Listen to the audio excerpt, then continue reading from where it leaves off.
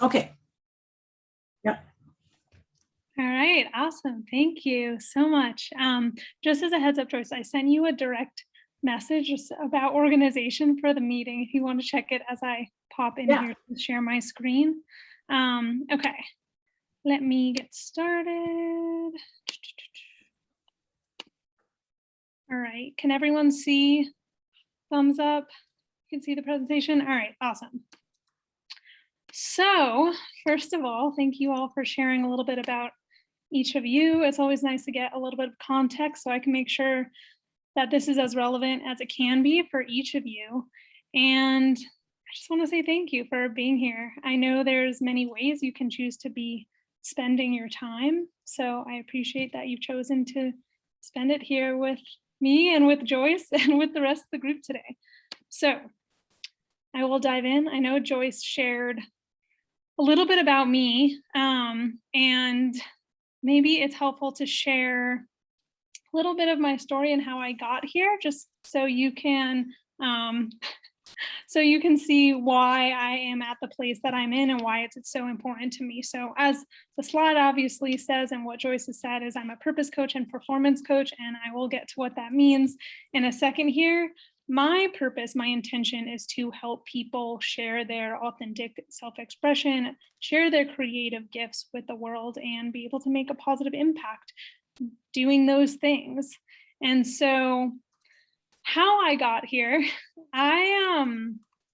growing up, I have been surrounded by ambitious people for most of my life. They were people who defined success by titles and promotions and income and material possessions. And when I entered the working world, I was defining my own success by the same measures.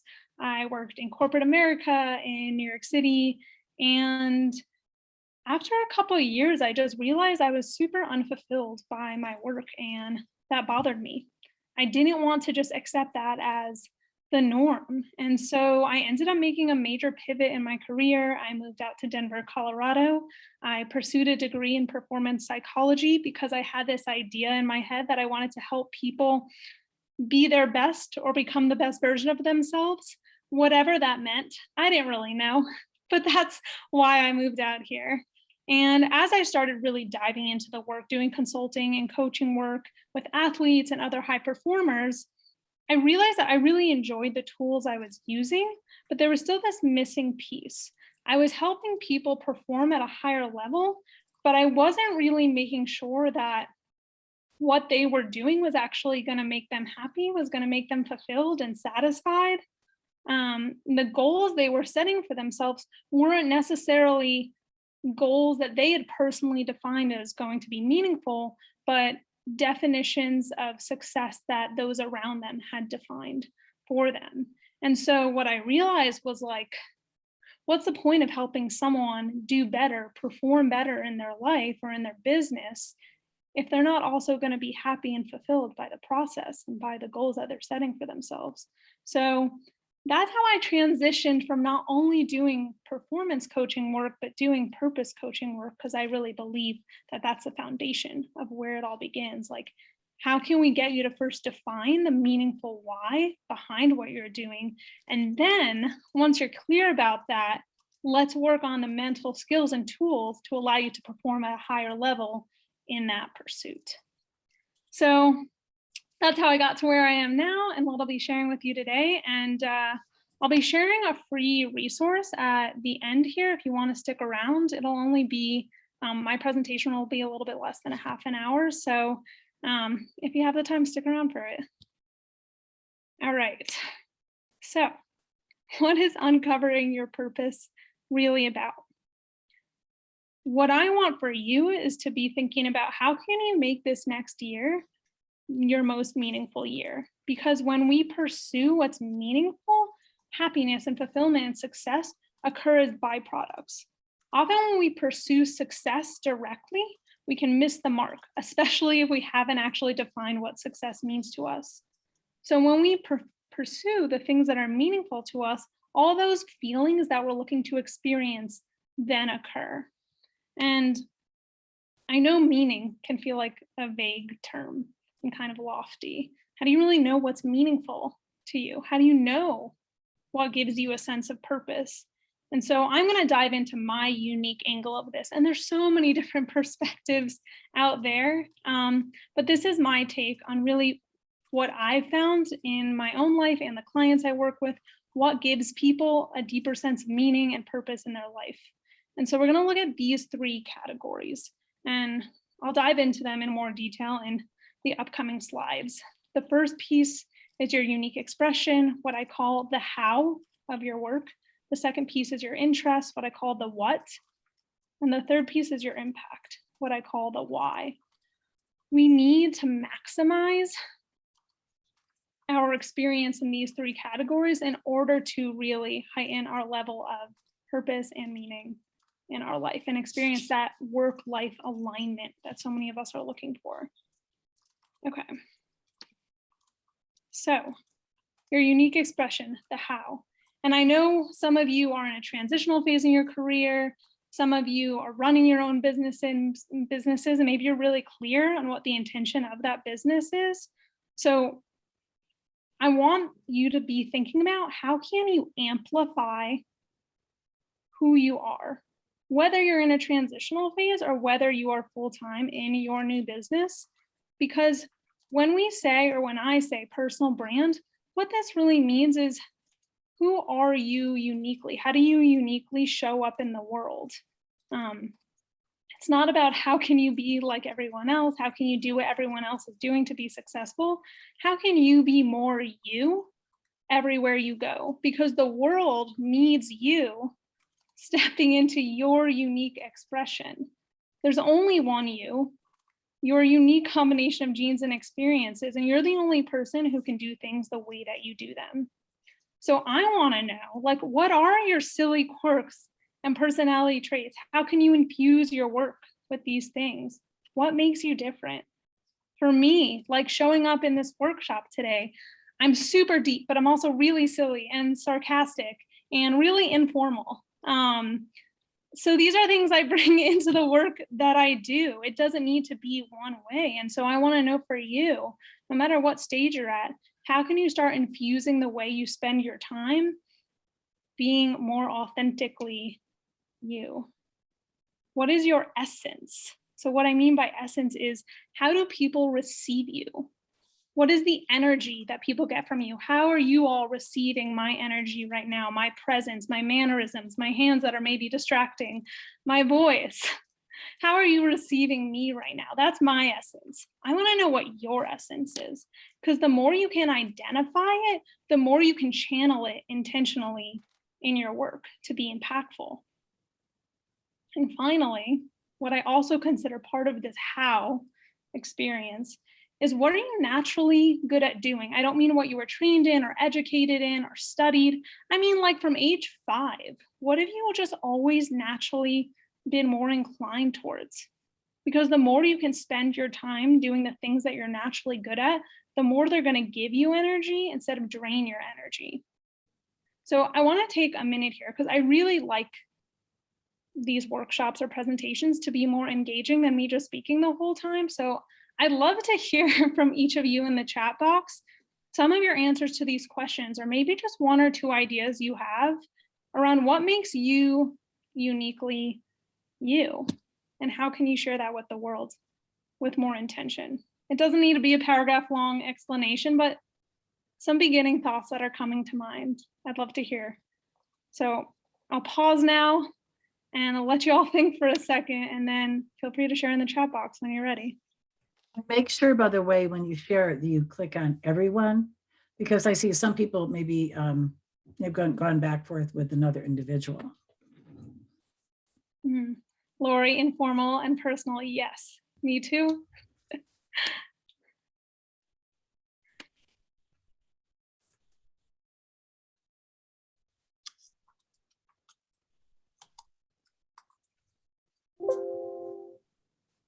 Positive and high energy, Joyce. Yes, you are unbelievable in the amount of energy you bring to every space you inhabit. Joe, kind and have a dry sense of humor, yes. Like, so how are you, do you infuse your dry sense of humor in your work?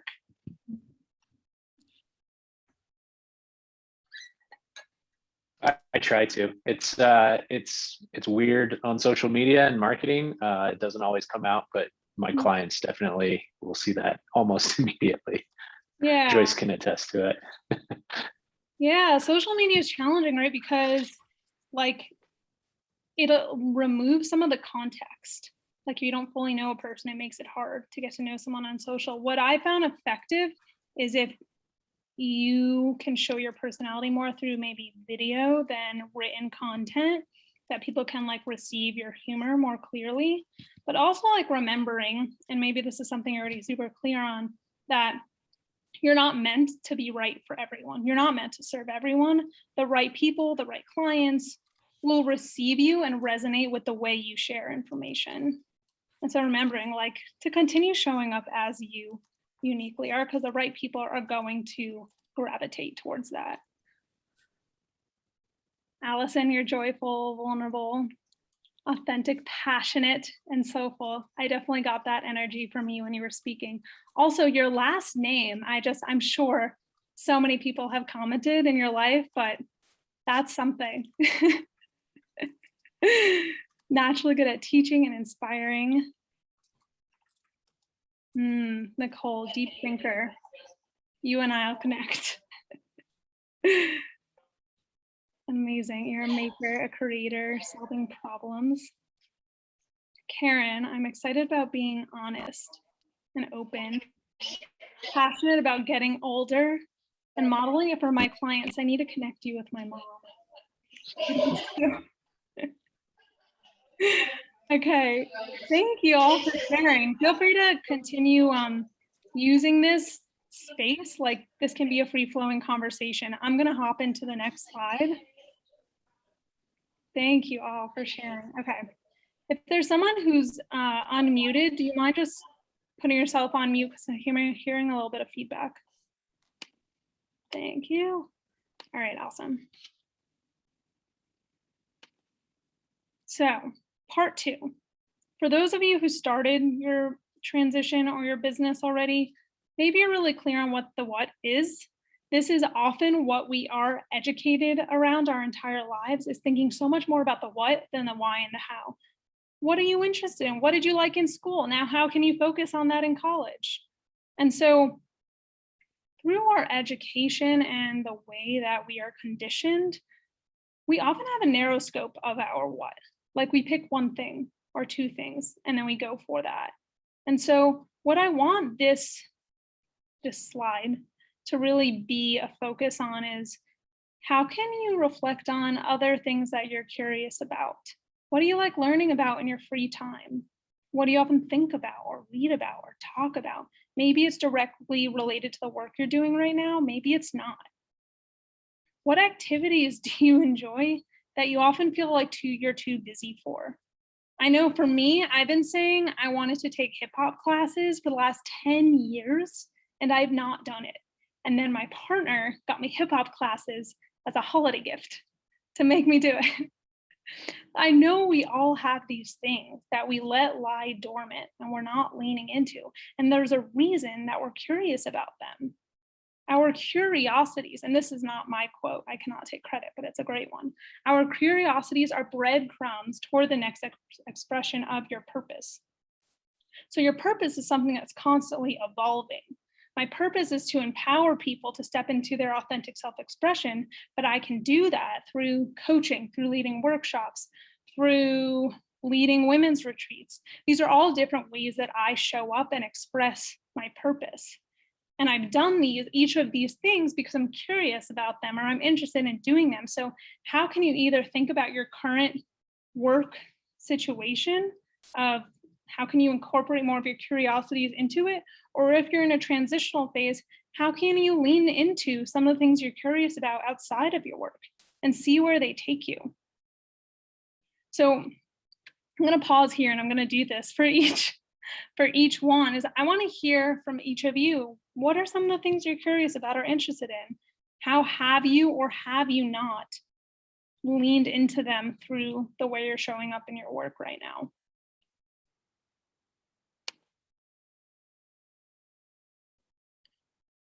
And if you have any questions, you can always feel free to share that as well.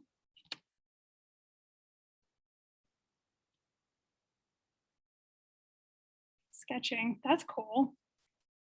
How often do you spend your time doing that? Here and there? Not enough. It's a concerted effort in the next 6 weeks. So I'm going to try and jumpstart it. Okay, that's what I like to hear.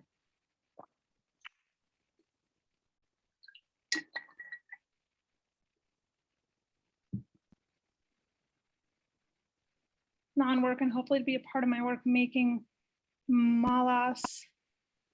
Am I saying that right? I'm not sure I know what that is. And meditation beads and other jewelry.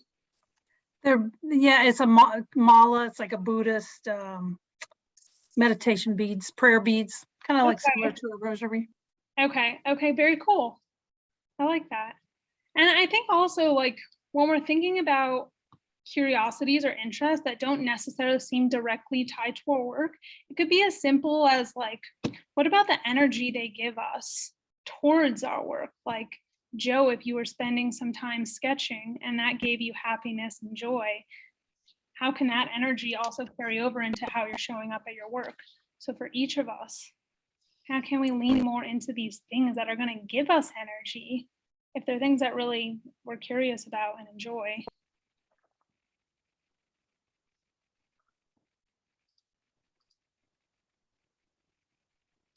Allison, my what's our music, spirituality, connecting with others. I love that.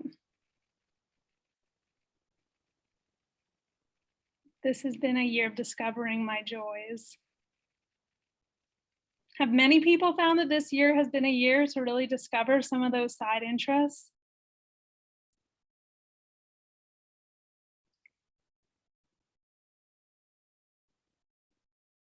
I mean, I love learning about anything related to health and personal development. Amazing. Marsha, I enjoy connecting, speaking, sharing info. Yeah, okay, Marsha. So you found different vessels for sharing your own expression of your purpose.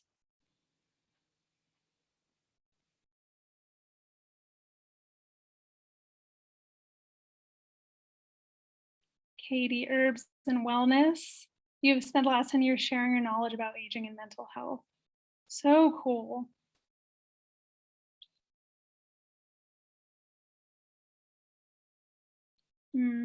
Joyce, you enjoy mentoring others.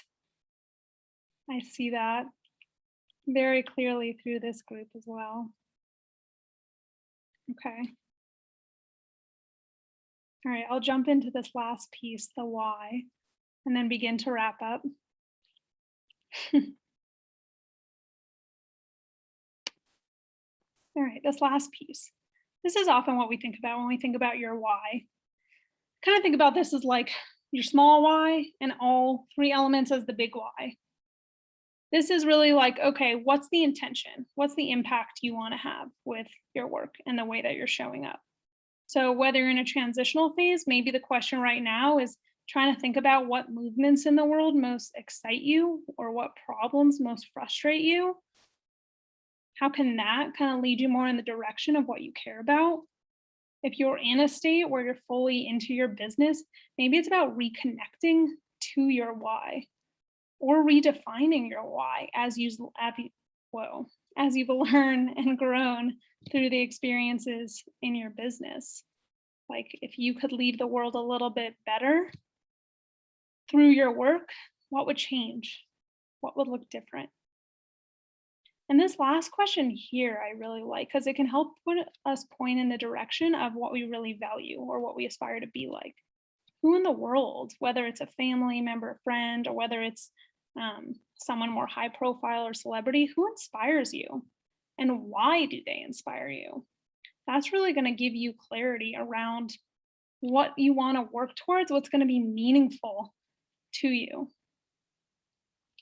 For those of you who are in a transitional phase and thinking about maybe what like movements or problems in the world do you feel inspired by, I don't necessarily even mean something super obvious like you want to solve world hunger or climate change. Maybe it's you want to help women feel more comfortable in their skin.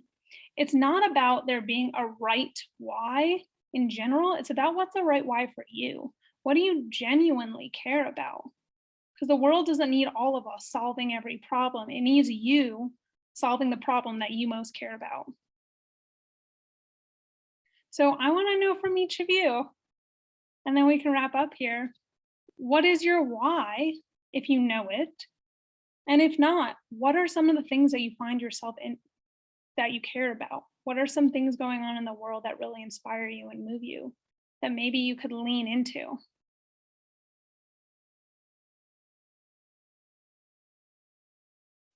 Yes, financial literacy for all. That is necessary. Deeply, deeply necessary.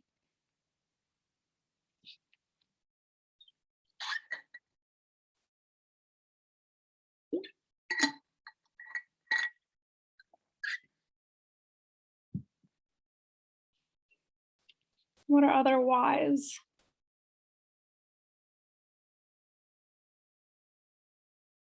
Allison, inspire more small business owners that they can love what they do and how they do it. Yes, speaking my language.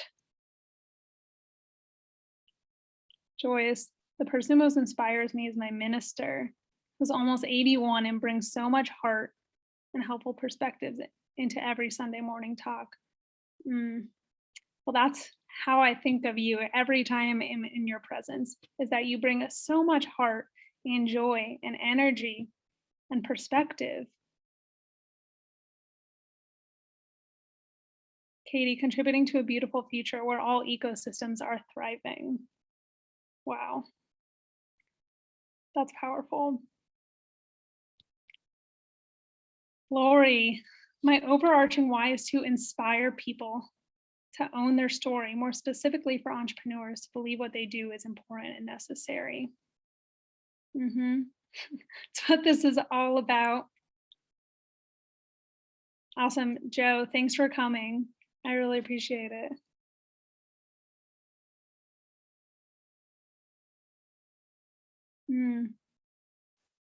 Joyce, my why is that people 55 and up embrace LinkedIn and contribute to it in ways that both help others and themselves. Such a powerful message and platform and way of thinking about using social media for good. Because it's a tool at the end of the day. Okay. If anyone else has any whys they want to share, feel free. And I'm going to hop into this last slide here.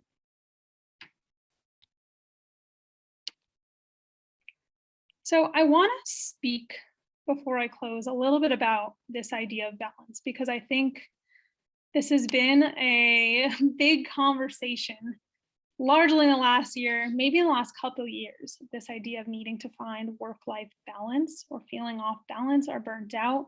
And this is not to say that people are not overworked and underpaid and that there's not a challenge or an epidemic of people feeling burnt out because of that.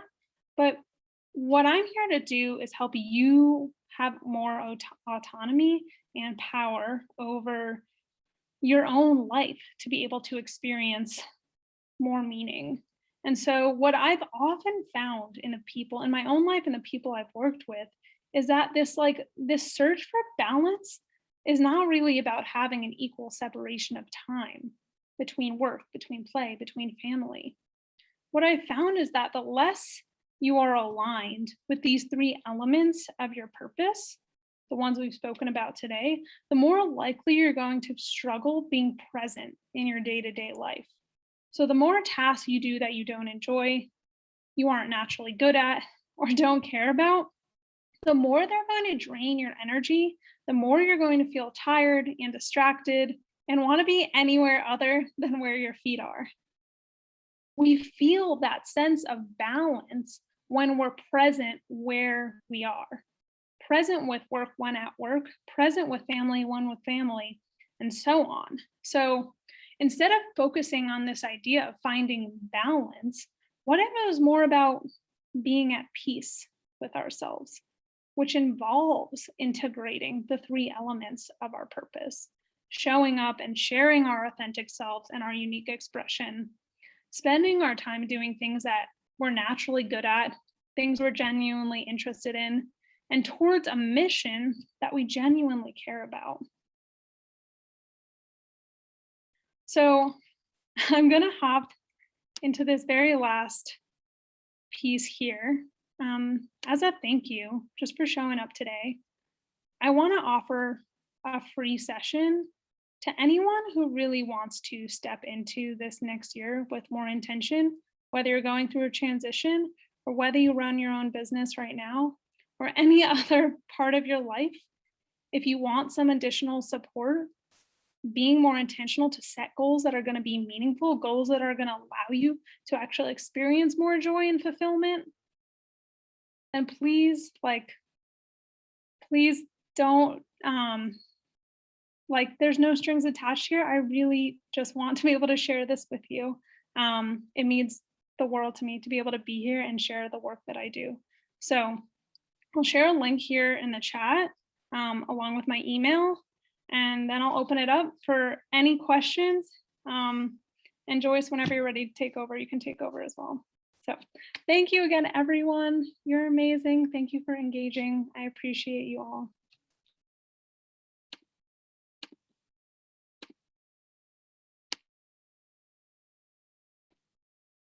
Joyce, I think you're still on mute if you're talking. If you're muted. Thank you thank you. Just thank you so much, Ariel. Yes. I think at this point I'm going to stop the recording because, I think this interaction